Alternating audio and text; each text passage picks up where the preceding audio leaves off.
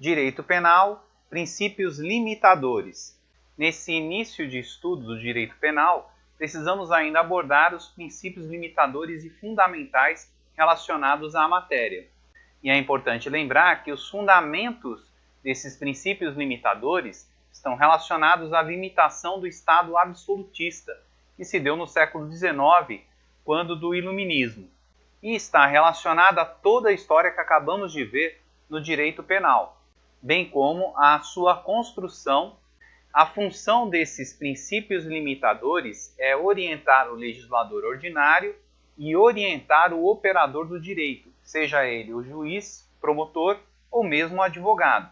E esses princípios se relacionam profundamente com o direito penal da culpabilidade, com o direito penal mínimo e com o direito penal garantista. Portanto, o estudo dos princípios limitadores está relacionado à proteção do cidadão e não à proteção do Estado ou do aparato estatal. Na verdade, eles existem para proteger o cidadão contra o poderio do Estado, que, conforme vimos em aulas anteriores, se não for limitado, pode tornar-se opressor.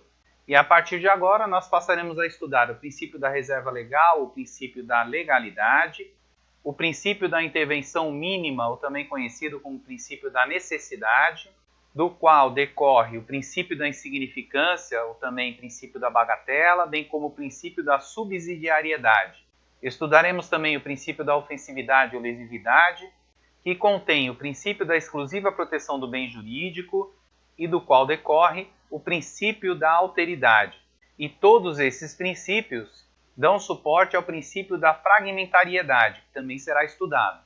Estudaremos ainda o princípio da adequação social, bem como o princípio da culpabilidade, o qual contém o princípio da responsabilidade penal subjetiva e do qual decorrem o princípio da intranscendência da pena e o princípio da responsabilidade pessoal.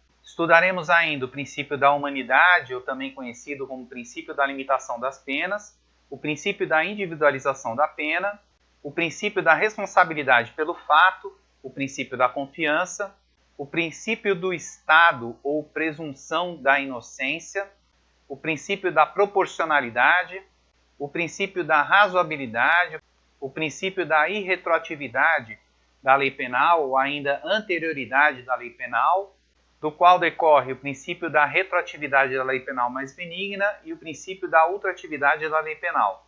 E, por fim, teremos o princípio da presunção da inocência. E é importante frisar que todos esses princípios limitadores não esgotam os princípios relacionados à proteção do homem contra o Estado, porquanto eles são números apertos, ou seja, meramente exemplificativos.